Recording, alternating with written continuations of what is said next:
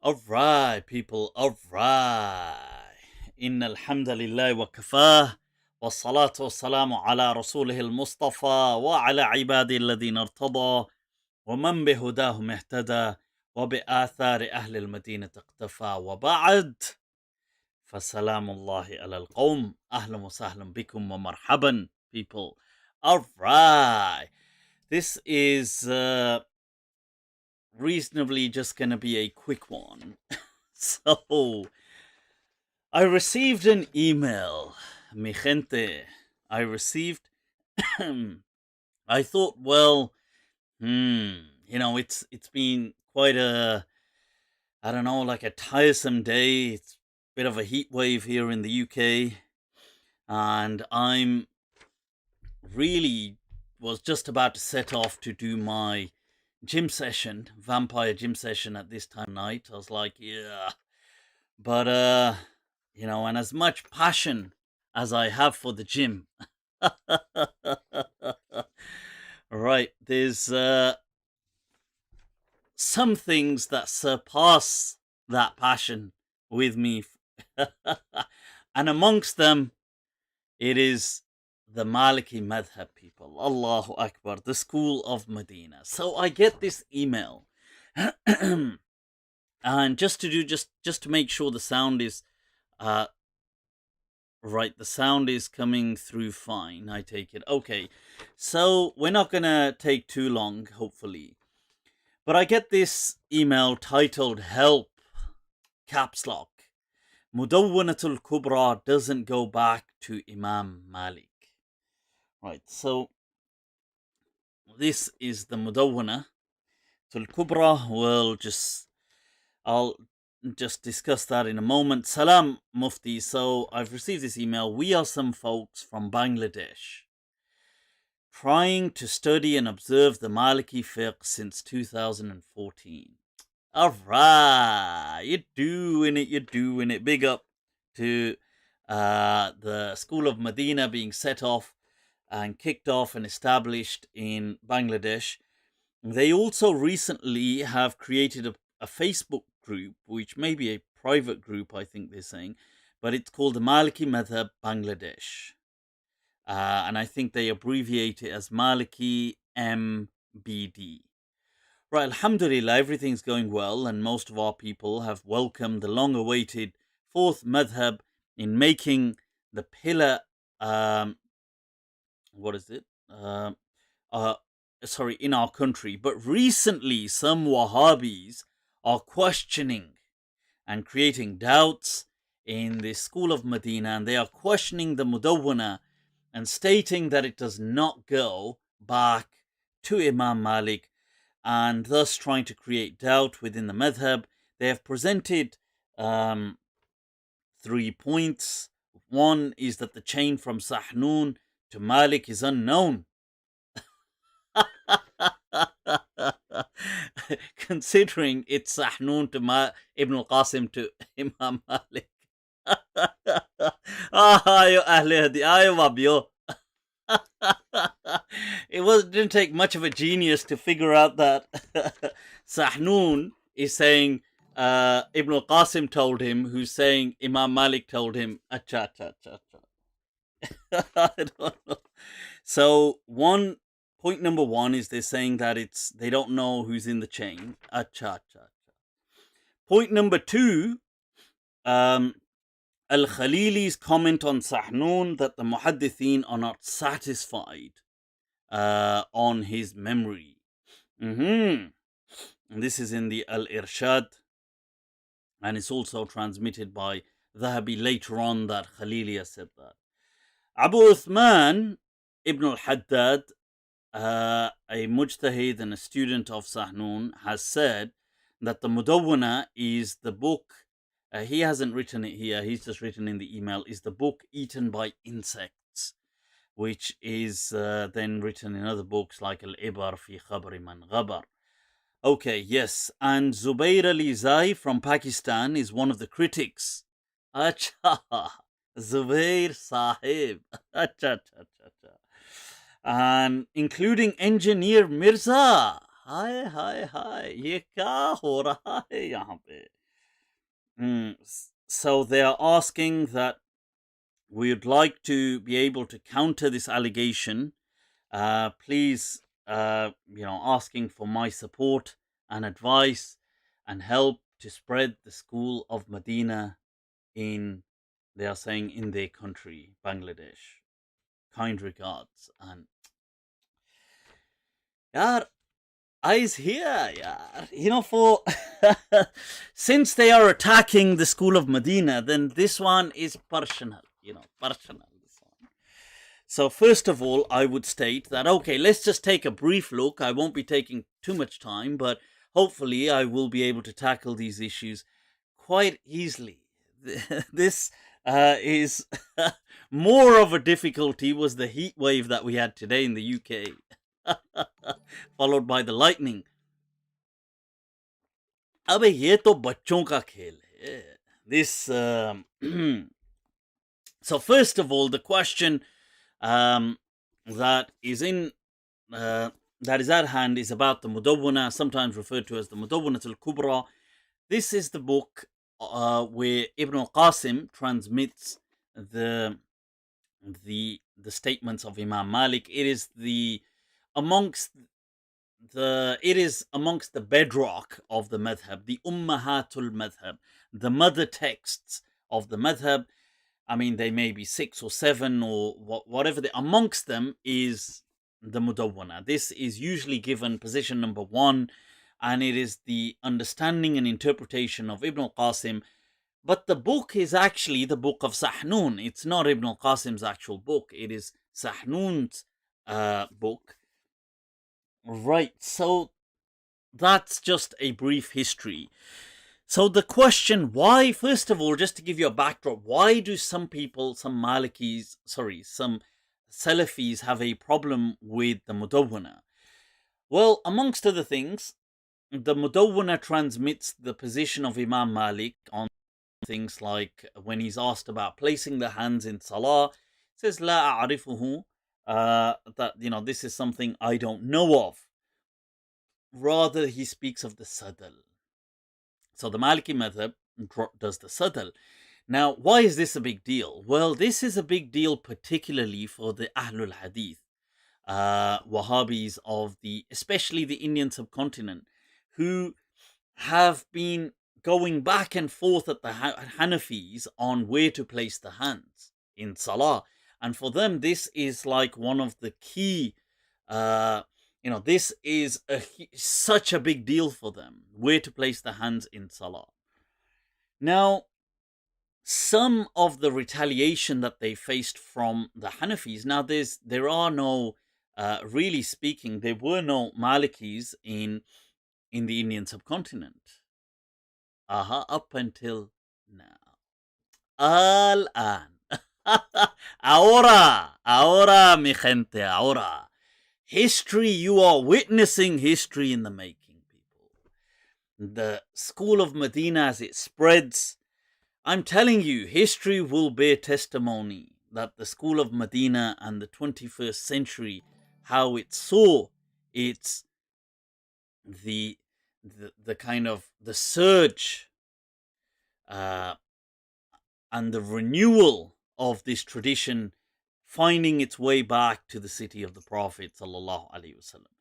But here in the Indian subcontinent, when the Ahlul Hadith were kind of rattling on about where the Hanafis have got it wrong, placing the hands underneath the navel, ha ha ha ha ha, as they do, it should be up here, Raful Yadain, with the extra rigor that the Salafiyya and the Ahlul Hadith do. So part of the reaction that they had was the Hanafi would critique many of the riwayat to do with where to place the hands.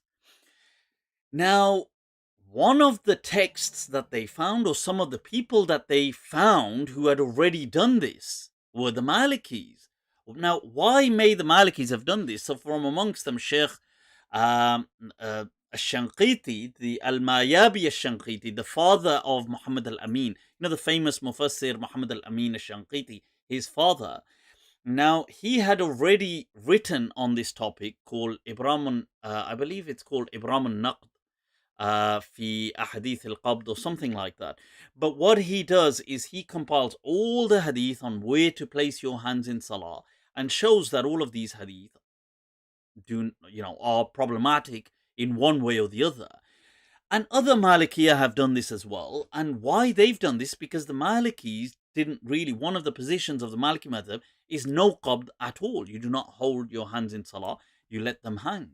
So great legends and dons of this ummah, people like Ibn Abdul Barr, the great Hafid of the entire Western Muslim world in his time, writes in his Kafi that, that al-qabd was-sadal kilahuma sunnah, that both of them are sunnah. And this is a don of hadith. In fact, he is as don as you get in his age. In his lifetime, there were only two heavyweights of hadith in the entire, super heavyweights who held the championship of the entire Muslim world. One was in the west and one was in the east. The one in the east was Al-Khatib al-Baghdadi, and the one in the west was Al-Hafidh ibn Abdul Barr Abu Umar al-Maliki. And they both pass away in the same year, by the way, 464 Hijri. So he writes that, look, it's sunnah. But because, so there's all this plethora of information done by the Malikis in the past. So now, when some of the Hanafis lean back on the Maliki madhab to, one, find these evidences and show that actually there isn't a single sarih, sahih hadith that is salim from any criticism, safe from any absolute criticism, that supports holding the hands in prayer. There isn't, actually, FYI. So they also provide, whilst doing that, hey, did you know that Imam Malik in his Mudawwana, and Imam Malik being Amirul Mu'minina fil Hadith, states that when it comes to holding the hands, when he's asked anil qabd fi salah, faqala la a'rifuhu, and then he says, what are you even talking about? Imam Malik doing it. So this is obviously a huge thorn in the behinds of the Ahlul Hadith Sahiban Sahiban of the Indian subcontinent, because here you've got a great Imam of Hadith saying La arifuhu. So what do they resort to? They resort to their usual Ahlul Hadith tactics of trying to, how do you get out of the Hadith situation? You find some criticism on a chain. So here, this is from the book of Sahnoun. So they're saying, Sahnoun, Abu Ya'la Al-Khalili has transmitted that he says about him in his Al-Irshad that, kana Ahlul Hadith la yardawna hifdhahu. The Ahlul Hadith weren't really too pleased with his memory. Qazwini Sahib Abu Ya'la Al-Khalili. First of all, let me break. Just before we come to this, one quick point, that the sadal, which the Salafi or the Ahlul Hadith have a big problem with, wasn't just Imam Malik's madhab. It was the madhab of Layth ibn Sa'ad in Egypt. It was the madhab of, it was transmitted by Awza'i in Sham. It was the madhab of Hasan al-Basri. It was the madhab of, you've got Saeed ibn Musayyab. It was the madhab of Saeed ibn Jubair. It was the madhab of Urwa ibn Zubair. It was the madhab of Ibrahim al-Nakha'i. It is one of the riwayat transmitted in the, just closing this. It was one of the riwayat arguably transmitted also by Ahmad, I believe. This is not something just that Imam Malik came up with. Okay.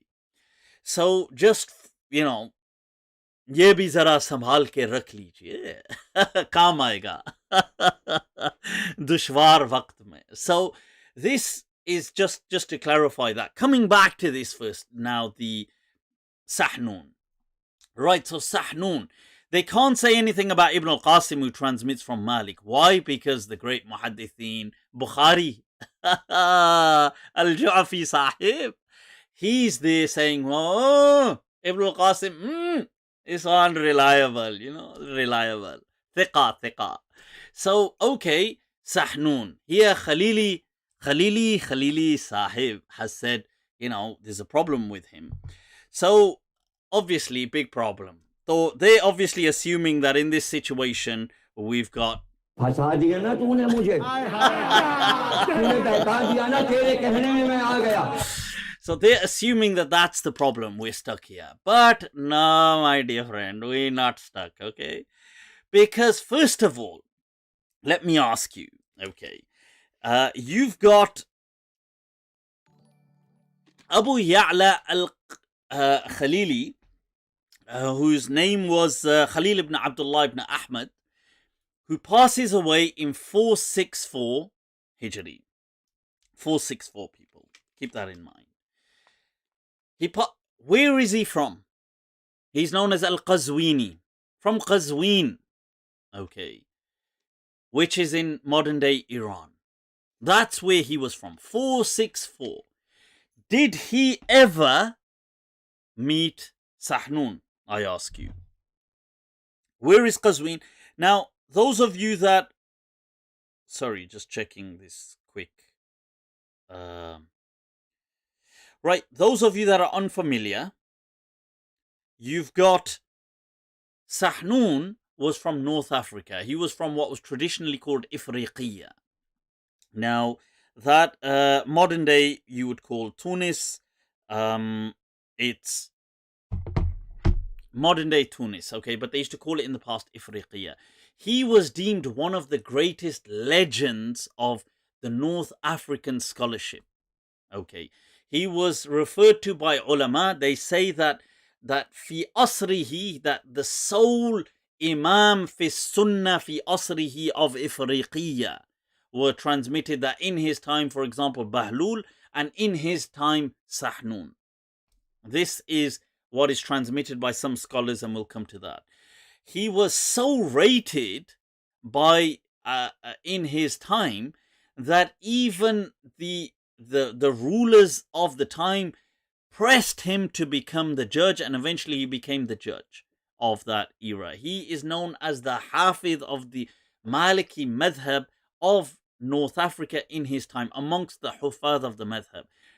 Qadi Iyad writes that he was such a legend that the Muslims of Spain were so influenced by him that so many of them rushed to bring back his rulings. Okay. Countless students in his own lifetime. Amongst them, you've got people like his own son, Muhammad ibn Sahnoun. You've got Muhammad ibn Abdus. You've got people like Ibn al-Labbad. You've got Yahya ibn Umar. You've got Hamdis al-Qattan, Muhammad ibn Yahya ibn Salam. You've got people like Isa ibn Miskin, Al-Afriqi, Al-Hafidh, Yahya ibn Ja'far al-Tunisi. You've got Abu Uthman, Saeed ibn al-Haddad. You've got the great Yahya ibn Umar.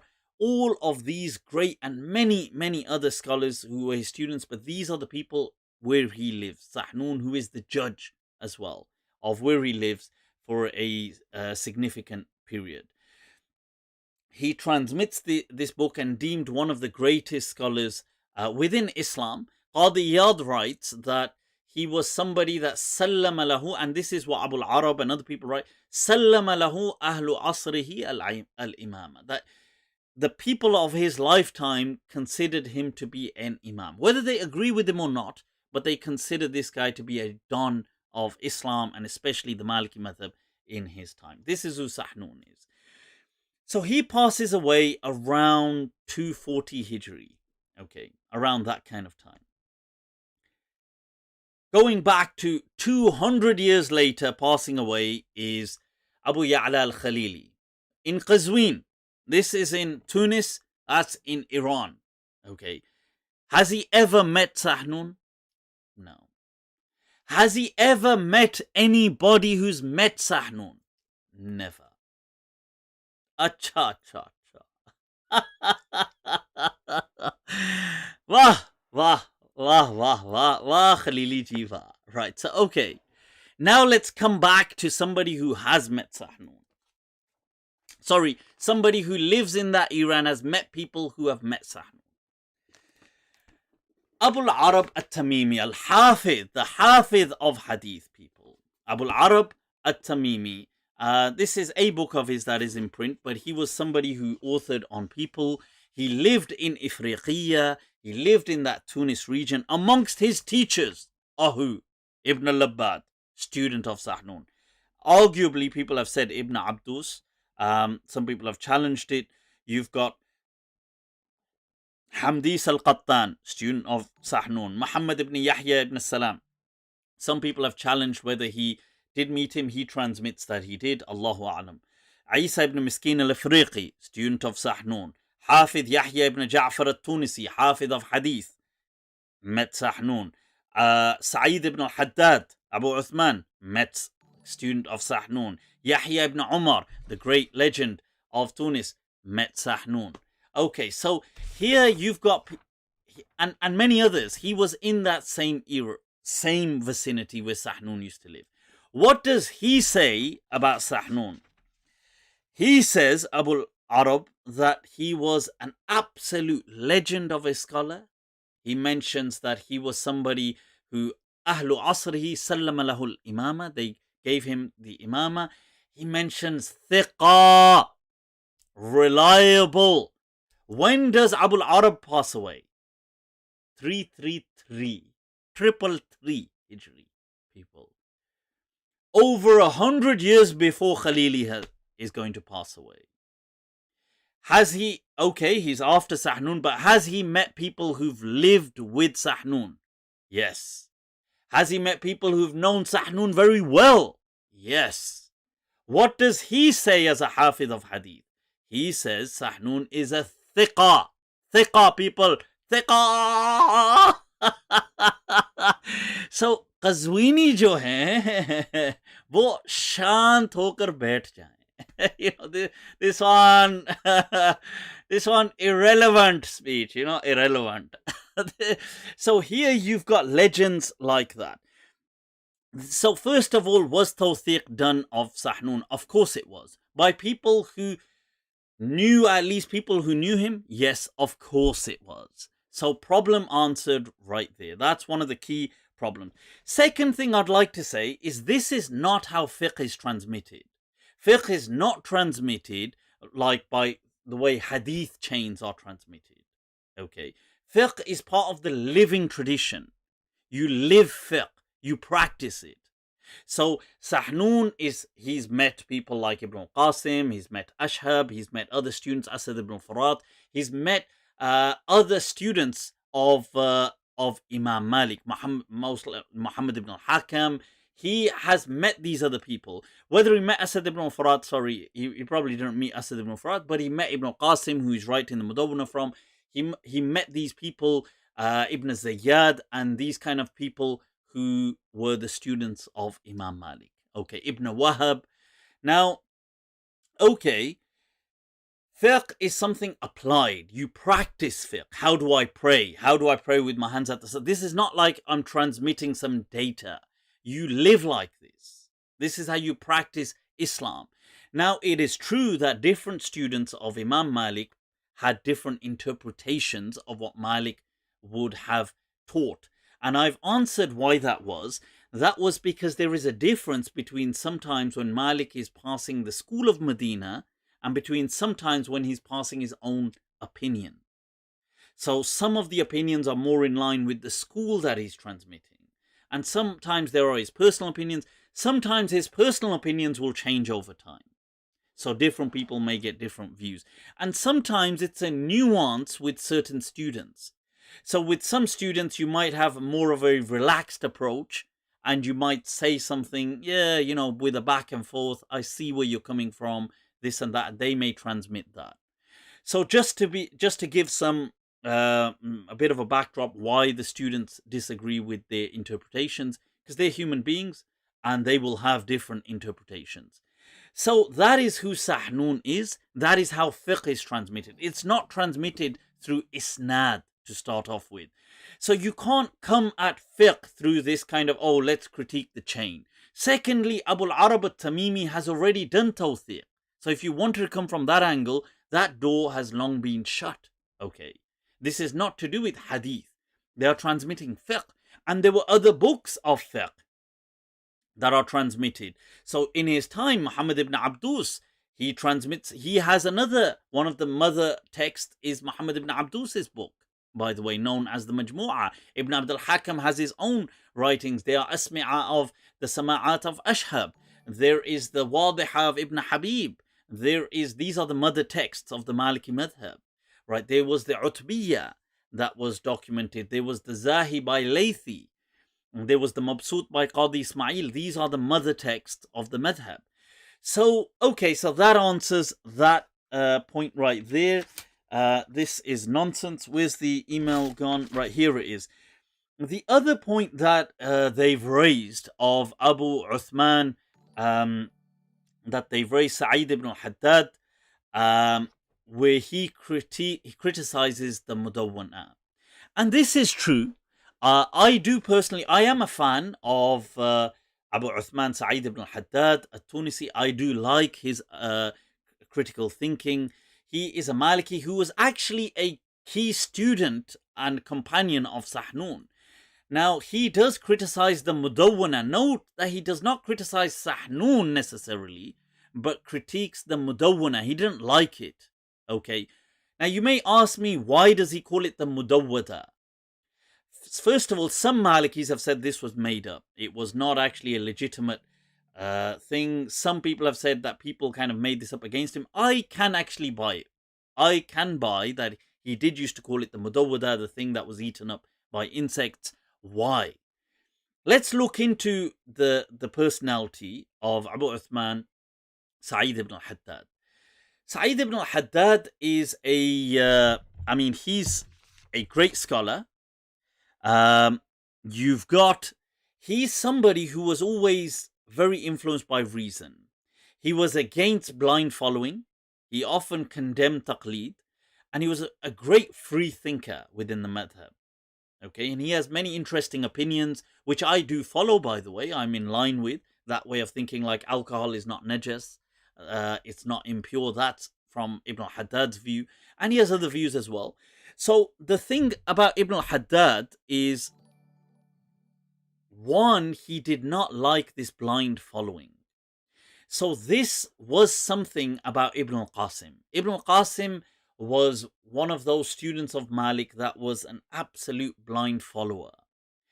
Whereas people like Ashhab were much more open-minded in how they saw what Malik was trying. You see, was Malik teaching a particular spirit of something?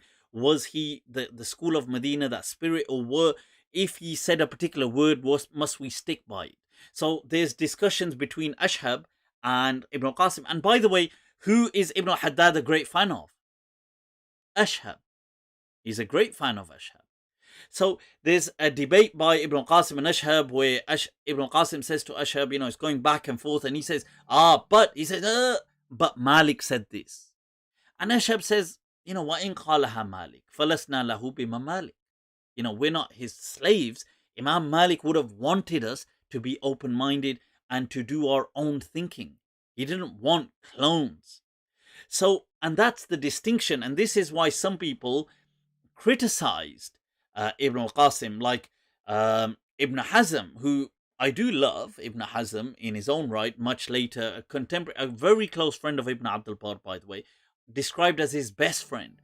But he really hated the Maliki as well. Why? Because of politics. Because most of the Muslims in Spain were Maliki. So they were kind of shoving it down his throat. So he reacts. So what does he describe Ibn al-Qasim as? Himaru Malik. The donkey of Malik. That wherever Malik goes, he follows him around like a donkey. That this guy doesn't, couldn't think for himself. He wastes his own intelligence. So now you're starting to see there's great possibilities why. Okay. Ibn al-Haddad did not like, he was not down with this blind following, and often a great critic of it. The other thing as well is Ibn al-Haddad was very outspoken in his time, which got him into trouble with a lot of the clergy and some of the judges. Okay, now this is an important point. Why? because it's possible that they may have in Sahnoun's later life that he had maybe some bad blood between him. It's possible. Even though when I gave you the quote earlier on that there is that Sahnoun was described as the Imam of Sunnah fi waqtihi, that he was one of the great people who was qa'im bis Sunnah, establishing ma aqwamu bis Sunnah fi asrihi minhu min Sahnoun. These words were by who? They were by Ibn al-Haddad. These are his words describing Sahnoun. And note how he says Sunnah, not Hadith. The Maliki draw a distinction between Sunnah and Hadith. Hadith is the documented Hadith. Sunnah is the lived tradition. So he says, مَا كَانَ أَقْوَمُ بِالسُّنَّةِ فِي أَصْرِهِ مِنْ سَحْنُونَ. Right now, but there is a possibility, and there's some speculation here, that there may have been a bit of a fallout towards the latter part of Sahnoun's life. It's possible because Sahnoun became the judge, and the judges often had to deal with outspoken people, and one of the most outspoken people were Ibn al-Haddad, especially on theology. And sometimes some of these views, when it comes to Aqidah and these kind of things, he was deemed like somebody who always relied on reason. And Sahnoun is somebody who was quite a dogmatist. In fact, he was very harsh against anybody he deemed a heretic. And he was, he would go to extremes, like in favor of capital punishment and all kinds of things, which I would passionately disagree with. But that was Sahnoun's mentality, and he was described by some contemporary legendary Maliks like Asbagh as being Bedouin-minded in his dogma. Like he used to say, Arabiyun, this guy was, because he was an Arab, and he was a pure Arab, but they say he was a Arabi almost, a Bedouin, just like burdened with dogma. Now, so it's likely when you get these two personalities, one who's always relying on reason, he's into theological debates, and then on the other side, you've got somebody who's now a great Imam that he's saying as well, he's a great Imam in Sunnah, in the living tradition. He was a judge of that era, authority, and there's a great likelihood they may clash. Now, why do I say this? Is because in the later parts, in the later life of Ibn al-Haddad, Saeed ibn al-Haddad, he was resorted to as the savior for the Sunnis in North Africa, but Sahnoun had passed away then. So in this time of Ibn al-Haddad, you will see that the Shia had taken over. The Fatimiyin had established the caliphate.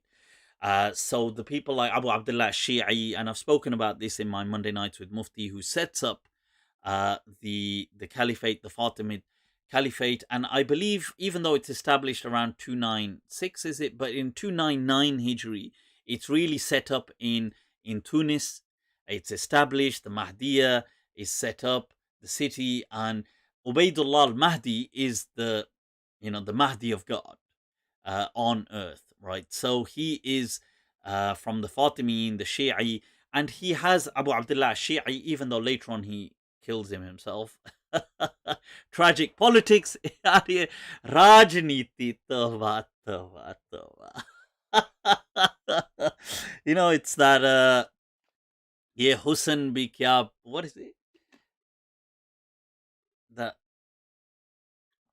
Ye Husn bhi kya buri bala hai, jisne dali buri nazar dali.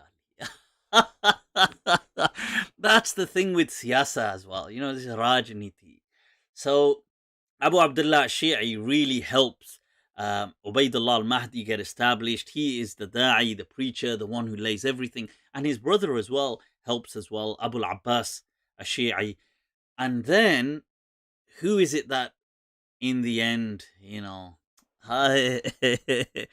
Kabhi hum mein bhi, there was this, in the end when love turns to betrayal. Daga of this tragic tale of love and betrayal. Ubaydullah has him killed. But in this time, coming back to Ibn al-Haddad's time, these people are now preaching the Fatimid creed, the Shia creed, and they weren't, dumb people. They were absolutely ready to debate, and they would debate the Sunni scholars. But the Malikis of North Africa weren't used to theological debates, because they were people like Sahnoun had dominated, who were dogmatists, and so this was the time that they all of a sudden find themselves in desperate need of Ibn al-Haddad. And who is it that debates the Shia and actually establishes the Sunni viewpoint? It is none other than Abu Uthman Saeed ibn al-Haddad. And he even debates Ubaidullah al-Mahdi himself, and he debates Abu Abdullah al-Shi'i, and he debates Abu al-Abbas, his brother. So he even debates the main three figureheads of the Fatimid dynasty. But so you've got, coming back to here, Ubaidullah is the main figurehead, but they are his kind of accomplices. So you've got here this, and there's very many debates of Ibn al-Haddad that are still available online where he's debating the Shia. And there's a fine example where on one case he's asked that Ibn al-Haddad, that Ya Abu Uthman, debate him. But he doesn't reply. Why? Why does he not reply? And he doesn't stand up because the guy asking him, Ibn Abdun, was a judge who had put Ibn al-Haddad in trouble previously, had punished him, and had actually imprisoned him. From what I read, Habasahu, he had imprisoned him, so he didn't like him, and so he refuses. He doesn't want it, it's like he's like, I ain't helping you. It's now you come to me. And then even Ibn Abdun says to him, look, please. He says, now isn't the time to hold our petty differences against us. They have attacked the Sunnah, the Sunni creed. Please defend it. And then he gets up and he defends against the Shia, the Fatimiyyin, the attack. And he actually defeats the other person because he was a legend, incredibly sharp. And this is why I've taken a liking to him. But so there is a likelihood that maybe the way Ibn Abdun, he had some bad blood, he may have had some bad blood with Sahnoun, but he always praised Sahnoun. Yes, the Mudawwana, he didn't like it, but there were other traditions in Africa. In North Africa, you had the Majmu'ah of which I've quoted, of Ibn Abdus, which is also there, one of the mother texts, which is transmitting a different flavor of Imam Malik. You had the Sama'at of Ashhab. You had the Mukhtasar of Ibn Abd al-Hakam, which the Iraqiyin had taken. You've got the Wadiha, even though it's more popular in Spain, of Ibn Habib. You've got in Iraq the Zahi of Al-Laythi. You've got other versions of the transmission of Ibn Abd al-Bar. I'm saying Ibn Abd al-Bar, of Imam Malik. So, and guess who, by the way, just in case, how do we know who? Somebody could say, oh, but maybe Ibn al-Haddad had critiqued Sahnoun's personality and criticized his actual memory. Maybe, not that we have that. How would we know? Who is a student of Ibn al-Haddad? Who could it be? Oh, Abu al-Arab al-Tamimi is a student of Ibn al-Haddad. And who defines Sahnoun to be a thiqa? Abu al-Arab al-Tamimi. So here who would know him better? Abu al-Arab al-Tamimi. And he declares Sahnoun a thiqa. So by that we have answered all of these questions, that first of all, you can't attack the chain of fiqh, because fiqh is a lived tradition. It is transmitted in these other books. It's practiced by people. People practice sadal. They did this. It wasn't a data that was kept in a record. It was the living tradition of Islam. Secondly, you can't criticize Sahnoun just because of his chain. He was an imam fi sunnah fi asrihi. Thirdly, before Qazwini's father was born, Before Khalili's dad was born, you had legends like Abu al-Arab al-Tamimi, who knew people who actually knew Sahnoun, who knew and was a student of Ibn al-Haddad as well, and he declares Sahnoun al-Thiqa. Right. So, and fourthly, you've got, yes, Ibn al-Haddad did criticize the Mudawwana, because the Mudawwana is a very kind of a dogmatic perspective on the Maliki Madhab. Even I have a problem with the teachings, or not the teachings, the methodology sometimes of Ibn al-Qasim, this blind following, because I feel Imam Malik was teaching his students to be enlightened. Imam Malik said that ilm is nur, it is not kathratul riwayat. Collecting data is not knowledge. It is this tradition of Medina that we stand upon. So that, yes, so mentioning, just to put that up. And fifth, just summing this whole thing, that even if there was bad blood between Sahnoun, and they definitely, I mean, between Ibn al-Haddad and the Mudawwana, he didn't like the Mudawwana, it does not mean that the fiqhi positions of Imam Malik were not established. They were. Imam Malik's positions had reached Andalus, Muslim Spain, in his lifetime. Okay. So to criticize the Mudawwana by saying, well, Sahnoun, that's just as dumb as it gets. Okay. So you've got nothing to worry about. Any Maliki that has struggled with this question, here it is for you. Check it out. You can rest assured the Mudawwanatul Kubra was something, these books were practiced, lived traditions. People kind of practice them. They're not just like books of Hadith that are only there for academic purposes. Now that we've said that, I would like to a message to like the followers of Zubair Ali Zai Saab or Mirza Engineer Saab himself. Ab hum aap pe aate hain. You know, the thing is, look, forget this. Put this aside. We have already shown that fiqh is a living tradition. It has been transmitted from generation to generation. And people have written fiqh books on this. Who was a student of Abu al-Arab? Who was a student of Abu al-Arab, by the way? Ibn Abi Zayd al-Qayrawani. Who compiles a mother text, a meta mother text of the madhab, compiling all the opinions of Imam Malik? Ibn Abi Zayd in his Nawadir al-Ziyadat. You see this chain that we have. Put this to one side. आप पहले बुखारी का तो जवाब दे दीजिए. Sahih al-Bukhari, at least establish that, since you want to talk about thiqa. Farabri, Muhammad ibn Yusuf al-Farabri, Sahih al-Bukhari, al-Riwayat al-Masmu'a, has only been transmitted through Muhammad ibn Yusuf al-Farabri, who nobody did tawthiq of. Nobody that knew him and nobody that knew anybody that knew him did tawthiq of it. It has not been... this person who the entirety of Sahih al-Bukhari rests on has not been, and that is hadith now. It is not fiqh. It is not the living tradition. It is fiqh. It is academic. It is a database.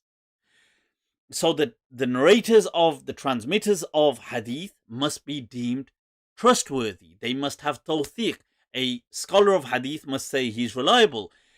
Farabri is in the age of Bukhari. He's in the age of Tirmidhi. He's in the age of Abu Dawood, of Nasa'i. He's in the age of people like Nasa'i and all these great, Ibn Ma'in, in the age of these great muhaddithin, so Imam Muslim and all of these great dons of hadith. Why has nobody declared him a thiqa? Nobody has declared Farabri to be reliable. Even Sam'ani's transmission that they come is dubious. This one dubious, because when his son, Abu Sa'ad Sam'ani, in his book Al-Ansab, writes about Farabri, he doesn't transmit anybody saying he's a thiqa. And wouldn't he say that my dad has done tawthiq of him? But even if you accept it, let's say we be generous. over 100 years after Farabri and never met anybody who's met him in a different part of the world. How is that thiqah? How can you deem somebody reliable like that? So that makes no sense. And this is what they make the Quran revolve around Bukhari. And yet they can't even establish Bukhari. And then Farabri, his own students, say that, what does Abu Ishaq al-Mustamli say? That our Farabri's book was a musawwada. It was incomplete. كان أصل عنده musawwada. It was incomplete. So we reorganized it, moved hadith around, put chapter headings. We kind of worked our hands at it. And all of his main students, and this is accepted, by the way, by Al-Baji, he accepts this. Ibn Hajar accepts that they did this. And, Ibn Abdul Hadi has a book about Farabri's transmission of Bukhari and his students who are transmitting from him. And this book is in print. You can find it online. It's called like Riwayatul Farabri wa Ikhtilaf Ashabihi Anhu, or something like this. The title.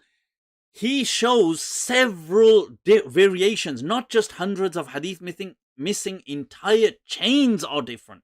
Not this little Umar Amr difference. Entire chains are different. Yaar, yahan pe ho kya raha? If they're all copying from one book, I've got a book here, and I say, guys, you guys can spend a few years and copy this book from me. And wo kuch aur likh raha hai, ye kuch aur likh raha hai. Abhe yaar, ye ho kya raha hai? So this is the other problem. So this, and then you've got this transmission coming down, the manuscripts, the great Unini project. Unini in his time, in 700 Hijri, once again polishing up Bukhari, using Ibn Malik and Nahwi to fix up the grammatical errors. Yaar, yahan pe kya ho raha hai? Ye kaun si galtiyan aa gayi Sahih Bukhari? So that you're having to have a grammarian fix it in 700 Hijri. And then, maze ki baat, even Unini, Nuskhatul Unini, da'at. Wo bhi haath se chhoot gaya. It's like, so we've got a copy of that copy. Acha. By Noiri. Acha. Noiri used to sell it for money. And a handsome amount he would sell it for. Wah. So this is Sahih Bukhari. And even if you answer anything, bring me the Tawthiq of Farabri. And you know something? One of the people transmitting it from him, Ibn Sakan, Al-Hafidh Ibn Sakan. Abe yaar, even he doesn't say he's a thiqah. So, and some people, the dumbest responses to this I've heard, two absolute mega dumb responses. Dhulumatun ba'duha fawqa ba'd. That is that one, they said, but Al-Hafidh Ibn Sakan transmits from him, yaar, ye to tawthiq ho gayi. And you think, acha. Acha, ye wali mustalah kitab kya aapke baap ne likhi thi? Yeah, what's this new principle? It's like, who was that Pakistani politician where he said, acha. He said, Esa abba kahan se labba? This is, where do you get this kind of principle from? So that would mean every single person who Imam Ahmad transmits from in his book Musnad automatically becomes a thiqah. Acha. Every single person Ibn Majah transmits from automatically becomes a thiqah. Acha. Ye game khele hain. This is as dumb as it gets. Here, these people, this is Hadith 101. Khatib al-Baghdadi, all these people have a chapter in Usul Hadith books.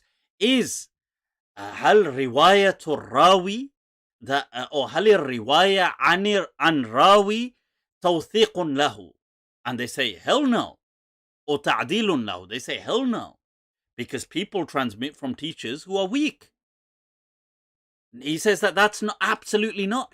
And the mas'ala they're mixing up, ho gaya.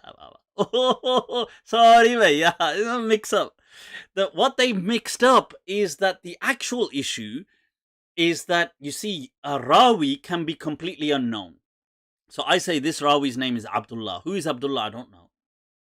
that rawi is called majhul. But if what Khatib al-Baghdadi will say, and other people, there's a difference of opinion on how many narrators, but they will usually say if at least two people who are well known is transmit from an unknown person, then what we're going to say is he's now moved from majhul to mastur al-hal. So what we have is, okay, he must have been a known person, like somebody must have known him. He's well known. He's not well known, but he's a known individual. But he's mastur. We still don't know what his qualities are like, but we know that people did know him. We know who he is. So there's a distinction. So they call it majhulul hal to masturul hal. So that it doesn't mean he's a thiqah. So for example, Imam Malik is transmitting from Abdul Karim ibn Abil Makharik. People will say he's da'if. Wait a minute. That means they may now not be an unknown. So first you've just got an X.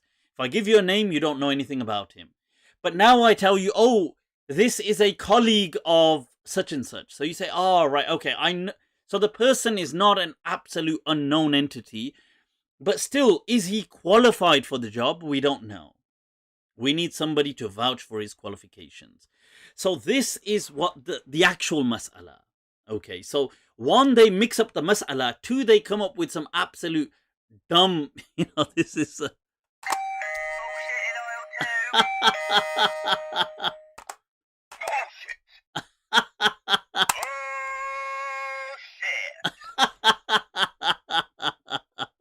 That's what it is, people. It's in reverse, but that's what it is.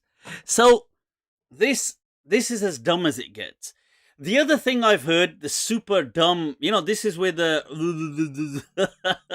is why I wish people with more talent came in these fields of Islamic sciences. I heard somebody say, well, if he's not been included in the book by Ibn Adi in his Al-Kamil li-Du'afa. So Ibn Adi, a scholar of Hadith, has a book on saying this is a list. Here are some weak transmitters.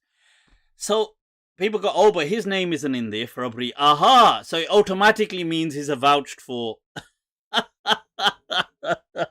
Acha. Ab ye game khele hain. So it's like, what the hell is this? Where are you making these up as you just run along? So it's not in his book.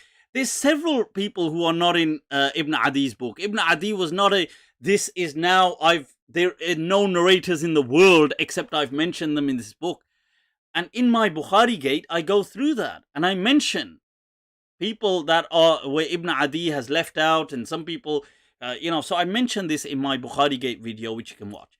So the reason I mentioned this is because if you want to play this game, first of all, Bukhari ko to durust kar lijiye.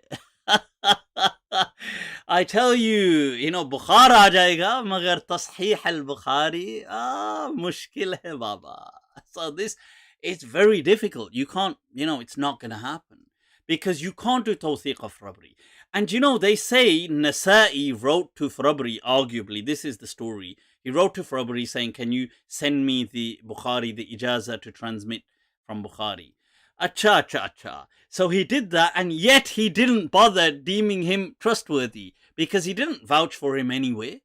He doesn't say, by the way, he's a trustworthy person. Neither does Ibn Sakan, who actually transmits Bukhari from him, but yet he doesn't vouch for him. Note, there's a difference. Transmitting a hadith and declaring So somebody could say, well, why would you transmit something from someone if you're not going to vouch for them? Say, well, these people who are hufad of hadith, this was their profession. Like, this was their forte, this was their field. They would amass hadith collections. But on many occasions, they may transmit them. It was like commodity to them. You see, so if they got hold of, oh, here's a unique... It's like if you're a collector, they were collectors of hadith. And there's a collector's item. Whether, and somebody says, hey, look, I can get hold of this. It may be dubious, it may not. But as a collector, you'll collect it anyway. You'll be like, well, I can't really go wrong with it. It's definitely still worth my while since I'm collecting all these other hadith. And I'm collecting other people's books. This is another book. I'll collect it from Farabri. But will I in kind repay him by saying he's a thiqa. Na munna na. Ye ghalti hum na kare. So this is something to bear in mind, our Ahlul Hadith, Wahhabi brethren. So, Zubair Ali Zai Saab or his ashab or Mirza Engineer Saab or his ashab, Zara Bukhari ki tasdeeq through Farabri, Tawthiq, Zara karayega. And do tell us, pesh kijega huzur. This one, tawbah. You'll have to end up doing tawbatun nasuha. But I hope I've answered enough for the School of Madinah. Big up, much love to those establishing it in Bangladesh. I thought I had to. It was a duty. When you pick on this, when you pick on the School of Madinah, yaar zara baat personal ho jati hai. This one, not nice, Or in the words of Dagh ad-Dahlawi, where he says, फलक को पड़ा दिल जलों से काम नहीं, जला के राख ना कर दूं तो दाग नाम नहीं. So this people is how, where he says that, you see, it's just that these heavens haven't messed with some loco. Otherwise, I raise it to the ground, I'll absolutely demolish everything you put in front of me. So I hope that's of some help. I felt especially our brethren in Bangladesh who are establishing the School of Madinah required some aid. So there you go, folks. Shukran for tuning in. If there's any issues, do kind of reach out to me, message me. Take very good care of yourselves. I do have some courses on Maliki fiqh on YouTube. I will try and set them as a separate playlist that contains all the Maliki resources.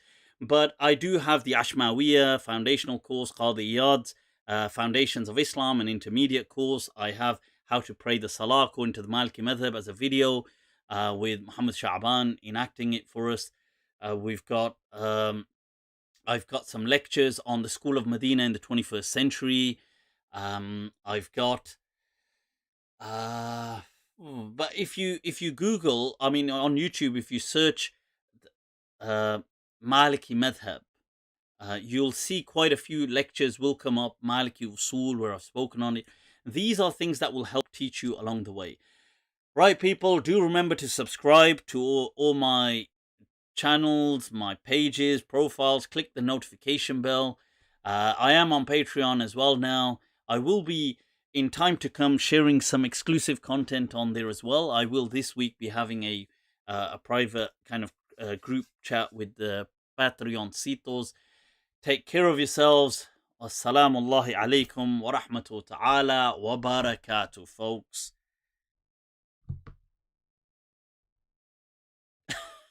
I'm still there. यार ये खत्म ही नहीं होता है. कैसे सो. Right, since we're still here, people, this is what's happened today. This is the Al-Hadith response.